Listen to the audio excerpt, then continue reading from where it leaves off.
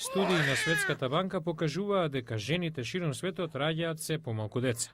Бен Векте, истражувач од приватната Национална академија за социјално осигурување, дава нималку розова формула.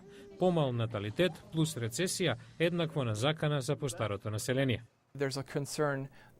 Многумина се загрижени дека пензионерите нема да имаат доволно пари, сега и во иднина. Во САД владата обезбедува пензиски бенефиции од одредени даноци на примарната плата, но со фактот дека така наречената бејби бум генерација од периодот на Втората светска војна сега навлегува во добата за пензионирање, наскоро ќе има повеќе американци кои примаат бенефиции од системот отколку оние кои уплаќаат во него. Комесарот за пензиско осигурување Майкл Астру предвидува проблеми во овој контекст се до 2037 година.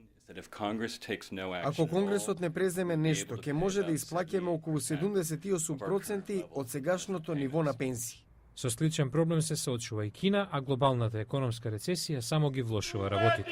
Неодамнешното скратување на пензиските бенефиции пак беше една од причините за протести во Грција. Европски земји и САД размислуваат за зголемување на старосната граница за пензија и даноците.